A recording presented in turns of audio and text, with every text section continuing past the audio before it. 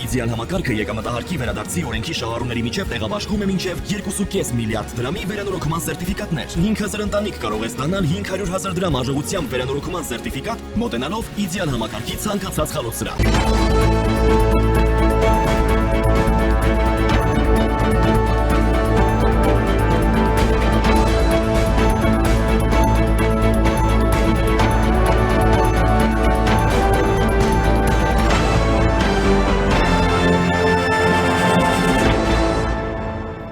Դուք դիտում եք առաջին լրատվականը, բարև ձեզ, ես Սիրանույշ Պապյանն եմ։ Ռուսական Վեդոմոստի պարբերականը գրել է, որ Կրեմլում Հայաստանի հետ հարաբերություններն այսուհետ համակարգելու է Ռուսաստանի նախագահի աշխատակազմի ղեկավարի տեղակալ Սերգեյ Կիրիենկոն։ Նախկինում Հայաստանյան ուղղության համար պատասխանատու էր նախագահի աշխատակազմի ղեկավարի մեկ այլ տեղակալ Դմիտրի Կոզակը։ Հայաստանի հարցում Կիրիենկոն եւ աշխատակազմի նրա ենթակա ներքաղաքական բլոկը առայժմ ոչ թե նախընտրական, այլ տեղեկատվական աշխատանքներ են իրականացնելու, գրում է թերթը։ Իդեպ, թերթի զրուցակիցներից մեկը նշել է, որ Հայաստանի ղեկավարությունը ակտիվորեն շարժվում է դեպի արևմուտք, ինչը Ռուսաստանի պետական քաղաքականության տեսանկյունից անընդունելի է։ Սա հիբրիդային պատերազմի նախերգանք է եւ պետք է լրջորեն պատրաստվել այս գրոհին։ Եվ այս բանին զրուցելու եմ քաղաքագետ Հարություն Մկրտչյանի հետ։ Պարոն Մկրտչյան, բարև ձեզ, շնորհակալ եմ միանալու համար։ Բարև ձեզ, ես եմ շնորհակալ։ Պարոն Մկրտչյան, եւ այսպես ինչպես եք գնահատում Վեդոմոստի պարբերականի հրապարակումը, որ այսուհետ փաստորեն Դմիտրի Կոզակին փոխարինելու է Սերգեյ Կիրիենկոն, եւ Հայաստանը իսկապես այս նոր հիբրիդային պատերազմին ինչպես պիտի պատրաստվի, համեցեք։ Շնորհակալ եմ հնարավորության համար։ Սա իրականում 2026 թվականի ընտրություններին Ռուսաստանի Դաշնության կողմից Հայաստանի Հանրապետության ներքին գործերին միջամտելու լայնածավալ պատրաստություն է եւ այո, սա հիբրիդային գրոհ է, հիբրիդային պատերազմի նախապատրաստական շրջան է եւ այդ հիբրիդային գրոհի ու պատերազմի հրամանատարը նշանակվել ձեր կողմից մատնանշված անձը։ Սրան պետքա պատրաստվել, սա արդեն իսկ ունենում է իր լոկալ տեղային արտահայտվածությունը Հայաստանի Հանրապետությունում եւ սա արվում է մի բանի համար, որ Հայաստանի Հանրապետությունում 2026 թվականի ընտրություններին հնարավորություն ընձեռվի, հնարավորություն լինի պրոռուսական ուժերին Հայաստանի Հանրապետությունում իշխանությունը վերցնելու։ Այս գործելավոճը կիրառվել է ոչ միայն Հայաստանում, սա նաև Մոլդովայում է կիրառվել եւ Մոլդովայի օրինակով Ռուսաստանի Դաշնությունը հիմա էլ Հայաստանի Հանրապետության ներսում է փորձում քաղաքական process-ների մեջ իր կեղտոտ քիթը խոթել։ Նորմալ է, սա պետք է արձանագրել, սրա մասին պետք է շատ խոսել, պետք է բացահայտել ագենտուրայի ներկայացուցիչներին, պետք է բացահայտել շահառուներին, պետք է բացահայտել ուղիղ եւ անուղակի կապով նրանց հետ կապված ուժերին եւ Հայաստանի Հանրապետության քաղաքացիների հետ երկխոսել։ Հայաստանի Հանրապետության քաղաքացիներին, ընդգծում եմ Հայաստանի Հանրապետության քաղաքացի բառը, էթնիկ հայերի մասին չի խոսքը, Հայաստանի Հանրապետության քաղաքացիների մասին է խոսքը, պետք է բացատրել, որ Հայաստանի Հանրապետության իրական տերերը իրենք են եւ իրենք պետք է որոշեն Հայաստանի Հանրապետության ապագան։ Պարոն Մկրտչյան, տեսեք, Կիրիենկոյի նշանակումը այս առումով ինչպիսի ուղերձ ունի։ Մենք գիտենք, որ ինքը եղել է նաև այսպես վարչապետի պաշտոնակատար ինչ-որ մի ժամանակահատվածում եւ այսպիսի պաշտոնյայի նշանակումը հուշում է արդյոք այն մասին, որ Ռուսաստանի Դաշնությունը Հայաստանի Հանրապետությանը շատ մեծ տեղ է եւ դեր է ընձեռում։ Ինչ անենք, գնանք եկեղեցի մի տասատմով առենք, որ Ռուսաստանի Դաշնությունն այդպիսի տեղ է մեզ տալիս, թե ի վերջո պատմությունից եւ մեր գլխին եկած արհավիրքներից դասեր քաղենք ու Ռուսաստանի Դաշնության իր տեղն ուղարկենք։ Ակնհայտ է, որ Ռուսաստանի Դաշնության ձեռքից Հայաստանի Հանրապետությունը գնում է։ Ակնհայտ է, որ Ռուսաստանի Դաշնությունը տարածաշրջանից է գնում։ Ակնհայտ է, որ Հայաստանի Հանրապետությունը այս տարիների ընթացքում ավելի ինքնիշխան որոշումներ է կայացնում, ավելի ինքնիշխան դիրքերից է հանդես գալիս, ակնհայտ է, որ Հայաստանի Հանրապետությունը բռնել է անկախության ճանապարհը։ Ու դուք ինքներդ նշեցիք, որ նմանատիպ պաշտոնյայի նշանակումը մի բան է նշանակում, որ Հայաստանի Հանրապետությունը ունի իրենց համար կարևորություն եւ Հայաստանի Հանրապետությունում առնվազն մի թիզ ռուսական կալոշի տեղ առնվազն իրանց պետքա մնա ու իրենք իրենց այդ արյունոտ կալոշը ըստ տարածաշրջանից չեն ուզում հանել։ Սրան է միտված այս գործողությունը։ Ինչպես կդրսևորվի, այս սրա շուրջ կարանք խոսանք։ Հիբրիդային պատերազմի գործիքակազմի ողջ պերճանքի ցուցադրությամբ Հայաստանի Հանրապետությունում ներքին անկայունություն, սադրանքներ, հայոյանքներ, մարդու անձնական տիրույթ ներխուժել, ամենակեղտոտ միջոցներն են գործի դրվելու, որպեսզի հաջողություն գրանցեն։ Հաշվի առնելով նաև հայ հասարակության ֆենոմենալ այս դիրքորոշումը, ֆենոմենալ առանձին երևույթների հանդեպ տեսակետը, նրանք անգամ գործիքակազմի մաս են դարձրել հայոյանքը, ընտանեկան արժեքների ոտնահարումը, մարդու անձնական կյանք ներխուժելը, դրա վառ վկայությունն էր նախորդին տեղի ունեցած միջադեպը նաև։ Ես այդ միջադեպը բերում կապում եմ այս նշանակման հետ, այո, որովհետև միջադեպի առանցքային դեմքերից մեկը հանդիսանում է Ռուսաստանի Դաշնության եւ բացառապես Ռուսաստանի Դաշնության քաղաքացի եւ այդ ամեն ինչը սադրանքի տեսքով 3 օր շարունակ առնել, վազել թաղապետի հետևից, հայոյանքներ տեղալ,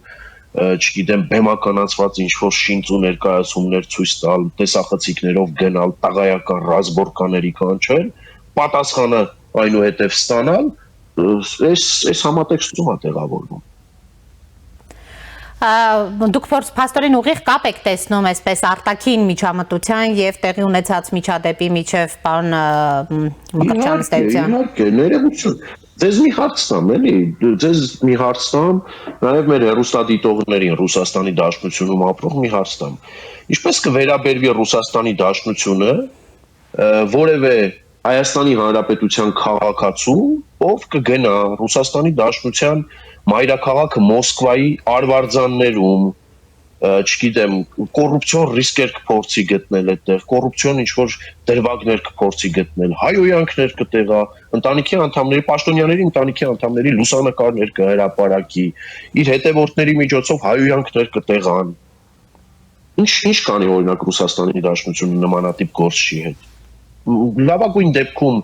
երկու դաստիարակչական ապտակ իրավապահներն իրենց կտան այդ քաղաքացուն Հայաստանի Հանրապետության, վատագույն դեպքում եւ իրականում այդ քաղաքացուն հաշված ժամերի ընթացքում Ռուսաստանի Դաշնությունից կարտաքսեն։ Հիմա Հայաստանի Հանրապետությունում հայտնվել է մի Ռուսաստանի Դաշնության քաղաքացի էթնիկ հայ, որը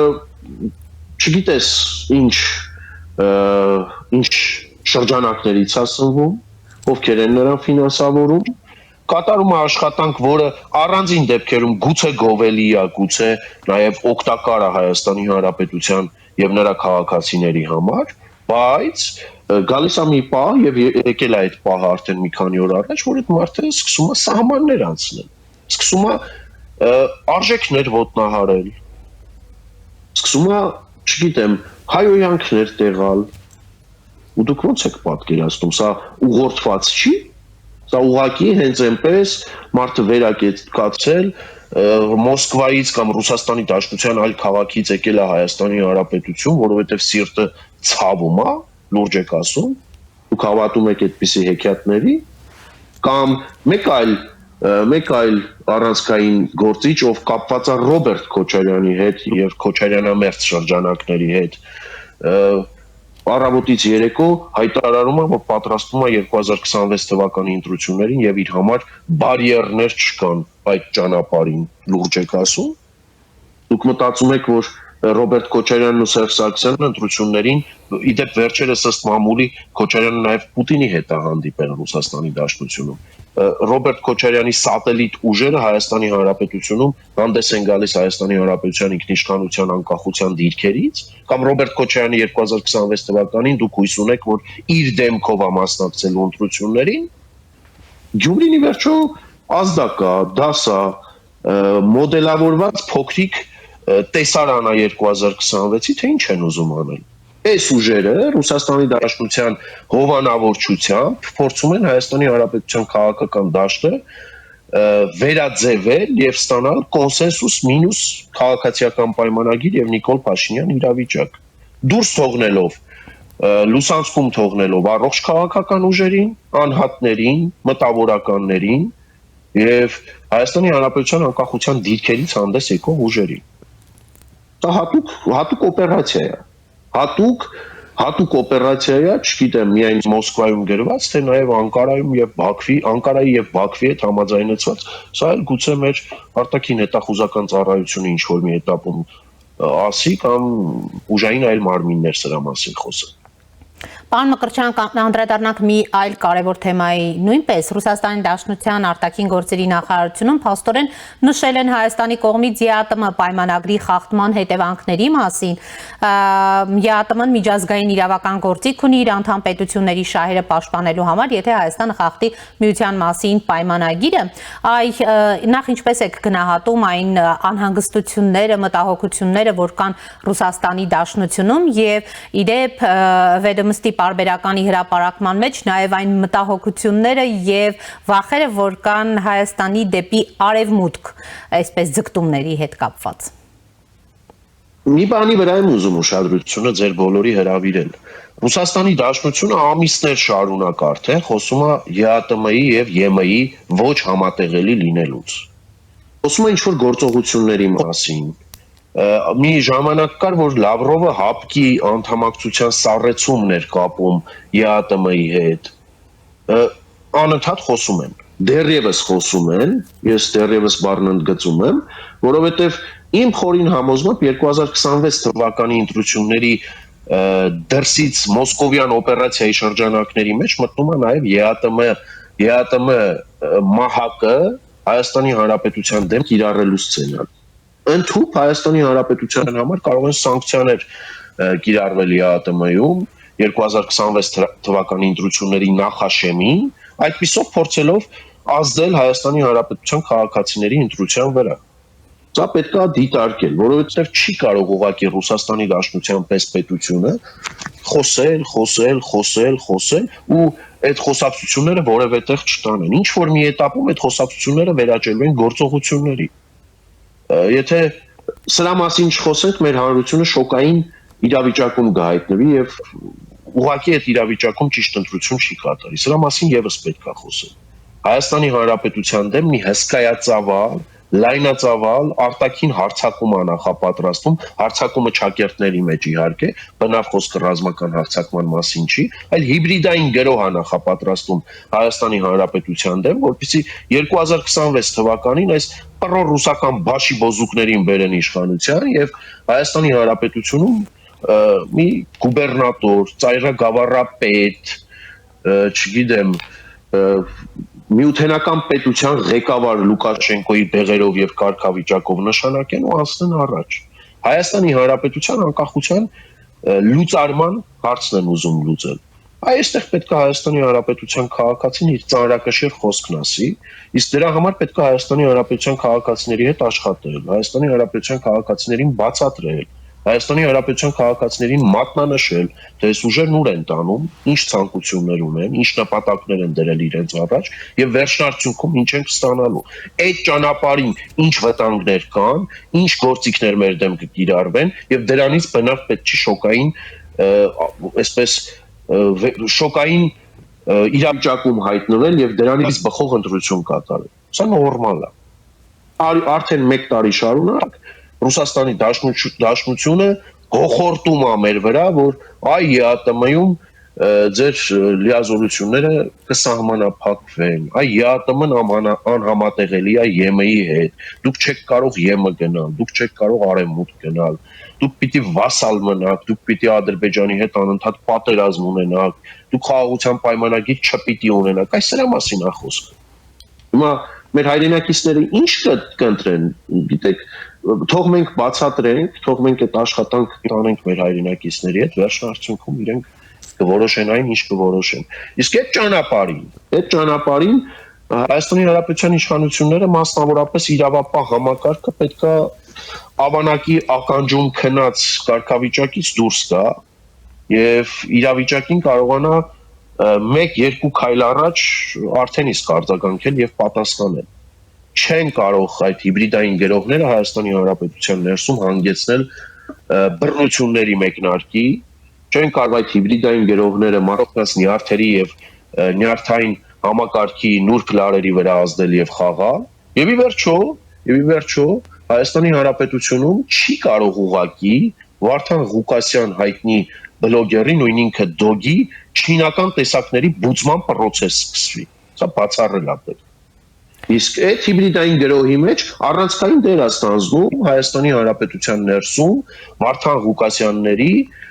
չինական տարբերակների թողարկումն ու բուծումը Հայաստանի Հանրապետության ներսում։ Սա պետք է հենց բնում խեղդել։ Իրավապահները կանեն սա կանեն, չեն անի։ Վստահաբար Հայաստանի Հանրապետությունում արժեքներ կան, որ չգրված օրենքների տիրույթում են գտնվում եւ դրանք ոտնահարել ուղղակի չի կարելի։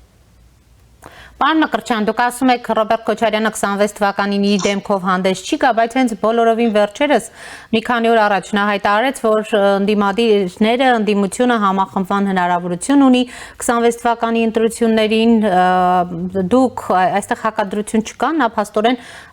ինչ որտեղ ակնարկում է նաև իր դեմքով հանդես գալու եւ այդ ընտրություններին մասնակցելու մասին եւ որքանով է ընդհանրապես հավանական նրա ասածը այսպես իրականության տեսանկյունից։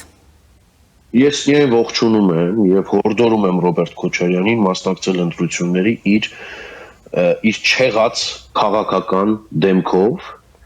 Հայաստանի Հանրապետության քաղաքացիները ավելի հեշտ կկողմնորոշվեն այդ դեպքում, մասնակցի իր դեմքով, որ փաթեթով նրանց մերժի Հայաստանի Հանրապետության քաղաքացին։ Միանալու մասով եւ կոնսենսուսի մասով ես արդեն ասացի, որ նրանք ուզում են ստանալ մի իրավիճակ քաղաքական դաշտում, որ ունենան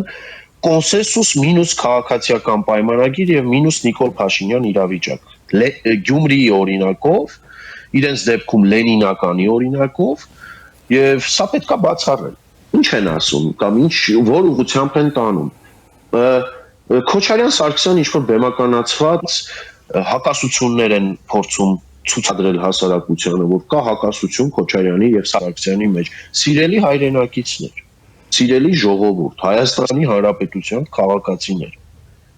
ես խնդրում եմ ձեր հիշողությունը թարմացնեք։ Ես խնդրում եմ ձեր հիշողությունը հետ տաք, գնաք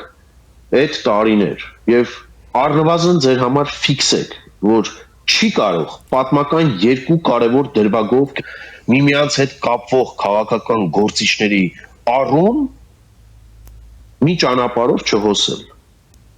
Ուղղակի չի կարող։ Խոսքը վերաբերվում է հոկտեմբեր 27-ին եւ մարտի 1-ին։ Չի կարող ուղղակի այս պատմական երկու դրվագով միմյանց հետ կապվող քաղաքական գործիչների ճանապարհը շեղվել։ Այն ինչ որ հիմա ձեզ մատուցում է, դա հատուկ է արվում։ Այդպիսի մի սցենար կիրառվեց Գյումրիում։ Մարտով Վարդան Ղուկասյանի հետ ուներ տարիների հակասություն, անգամ անձնական եւ ընտանեկան թշնամանք, գյումրեցիները կհաստատեն դա։ Ընտրությունների ժամանակ մեղադրում էր բոլորին Վարդան Ղուկասյանի հետ համագործակցելու մեջ։ Տեսակ ինչ արդյունք եղավ։ Մոլորեցրեցին, խաբեցին Հայաստանի Հանրապետության քաղաքացիներին, գնացին ընտրությունների, այդ ընտրությունների արդյունքում, վերջն արդյունքում կոնսենսուս մինուս 1-ը ապահովեցին։ Բոլորը ընդդեմ Նիկոլ Փաշինյանի եւ քաղաքացիական պայմանագրի։ Առողջ ուժերի վրա էլ ինչ ցեխասես չնետեցին։ Ու տեսնելով, որ այդ գործելավոճը 19-րդ դարի սկզբունքներով առաջնորդվող գյումրեցիների մոտ, կամ գուցե նրանցից շատերի մոտ, այսպես ասեմ, որտեղ Գյումրիում էլ կան առողջ տատող քաղաքացիներ, փառք ու պատիվ իրենց։ Տեսնելով, որ կան այդ օրակարգը սպասարկող քաղաքացիներ եւ դա հաջողություն է գրանցել, փորձում են համապետական մասշտաբում դա անել։ Այս համապետական մասշտաբում իրականացնելու ճանապարհին Երևանը իրենց համար խոչընդոտ է։ Երևանում տորպեդահարում են քաղաքային իշխանության գործունեությունը։ Երևանում թիրախավորում են Հայաստանի Հանրապետության ինքնիշխանության, անկախության, սուվերենության դիրքերից հանդես եկող քաղաքական ուժին։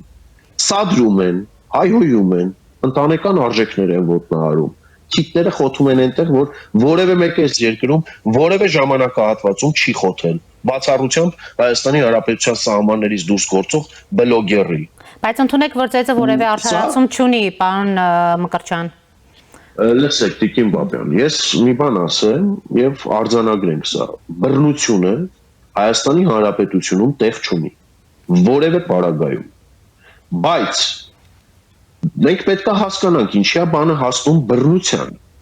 Այսի շատ կարևոր է եւ այստեղ հրավիրում եմ իրավապահ համակարգի առանցքային դեմքերի եւ առաջնորդների իրավապահ համակարգի։ Ուր էին առհասարակ իրավապահները այդ օրը եւ դրան նախորդող։ Այո, եւ եթե որովհետեւ գիտեք, այս ուխտը կարա չոքի յուրաքանչյուրի դուռը։ Ոստիկանի, ոստիկանապետի, դատախազի, դատավորի, քաղաքական գործչի, միջին վիճակագրական հայի, յուրաքանչյուրի դուռը կարա այս ուխտը չոքի։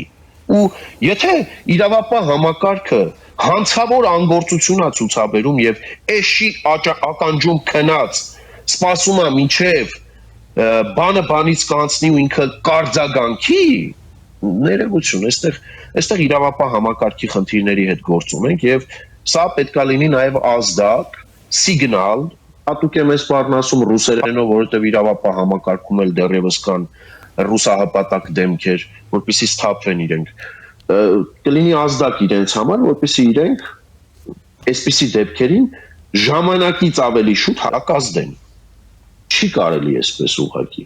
Եվ երբ որ իրավապահ համակարգը անգործություն է ցուցաբերում, Հայաստանի Հանրապետության ներսում սկսում է գործել գրված առանձին դեպքերում նաև չգրված օրենքները։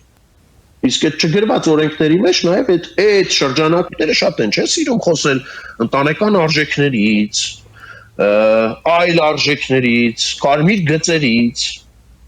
Որևէ մեկին այս երկրում թույլ չի տալիս այդ գծերը հատել ու թույլ չի տալու։ Սա թող իրենց ականջին օղան է։ Իրավապահ համակարգը կարձագանքի խուլիգանության կոնկրետ դրվագով մարդկանց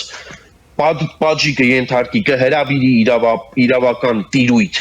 նրանց հարցերը լուծելու շատ լավ փառք ու պատիվ մեր իրավապահներին, հնարավորության սահմաններում իհարկե կաջակցենք իրավապահներին իրենց գործողություններում, բայց երբ որ իրավապահ համակարգը անգործություն է ցուցաբերում, թող որևէ մեկին չթվա, որ ինքը կարա Հայաստանի Հանրապետության ներսում չինական դոկ խաղա, որևէ մեկին թող դա չթվա։ Պարոն Մկրտչյան, ի վերջո ստեղծված իրավիճակը եւ երբ իրավապահները ըստ էության չեն կարողացել ճիշտ արձագանքել, ինչի մասին է խոսում, եթե ամփոփենք զրույցը։ Հանցավոր անգործության իրավապահ համակարգը տեղում նստած, պարզ ասեմ, աշխատավարձաստանում, օրեն սպանում, այնինչ պետքա ներողություն այդ լեկտի պահվածքը Ռուսաստանի Դաշնության քաղաքացի Չախոյանի եւ մի հոգի էլ կար ժամանակին գիտի ինքը ում կոշիկներն էր պալպալացնում նույն գործչի կողմից երբ որ 24 ժամ անցել է ամբողջ համացանցը բոլոր սոցիալական հարթակները հեղեղված են խուլիգանական այդ գործողության տեսարաններով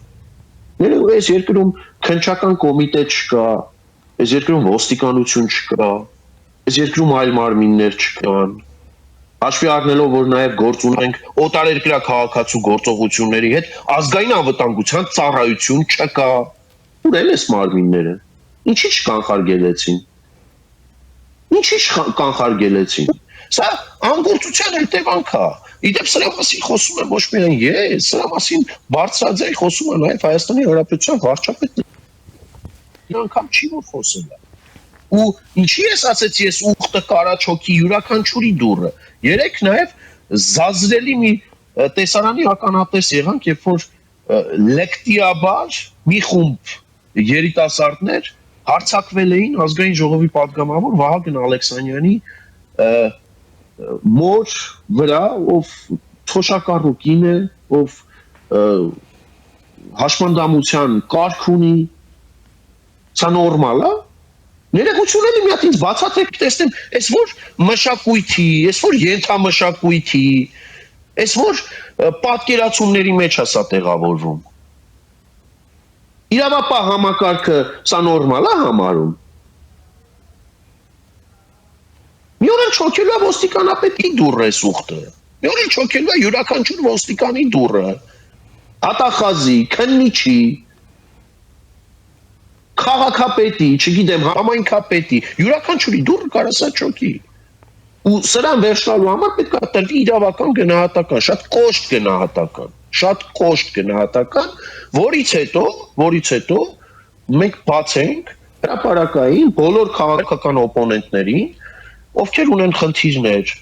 ովքեր ունեն հակասություններ, տարակարծություններ, տարաձայնություններ, ընտրեք տաղավար, ընտրեք վայր,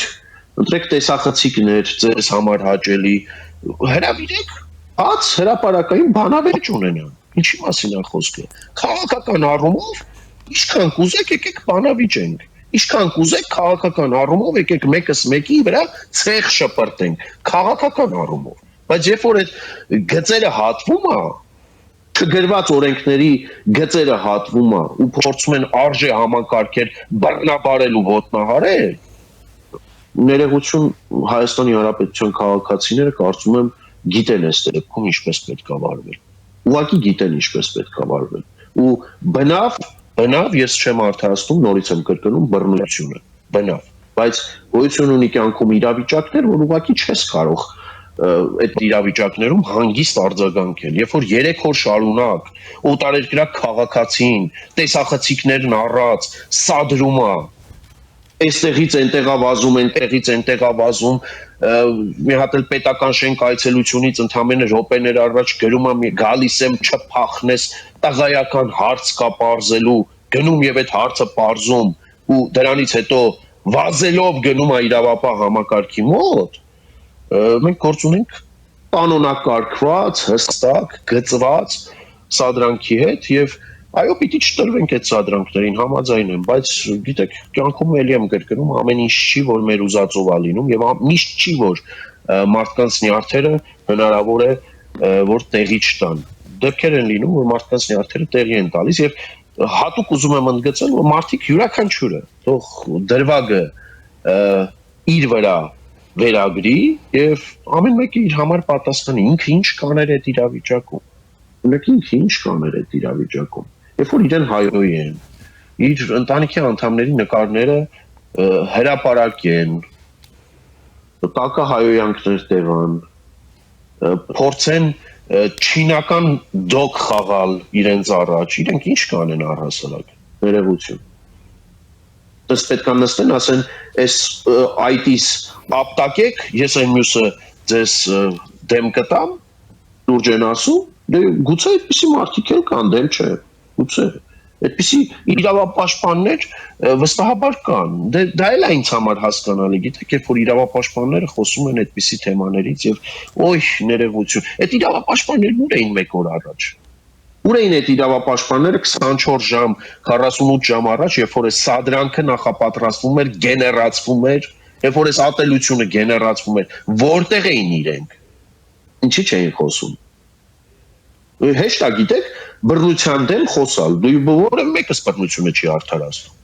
Բայց բռնությունը կանխարգելելու համար են իրենք, թե իրավապահները, թե իրավապաշտպանները։ Որևէ մեկը չի ուզում կանխարգելի, որևէ մեկը կանխարգելելու ուղղությամբ քայլեր չի ձեռնարկում, post factum գալիս են ու ասում են մենք դատապարտում ենք բռնությունը։ Դուք մենակ չեք, հարգելի իրավապաշտպաններ, մենք էլ ենք դատապարտում բռնությունը։ Բայց դրա համար պետք է քայլեր անել, որպեսզի դրանք չլինեն։ Այլ հարց է, որ դուք դատապարտում եք բռնությունը մի քանի կոպեկ օտարերկրյա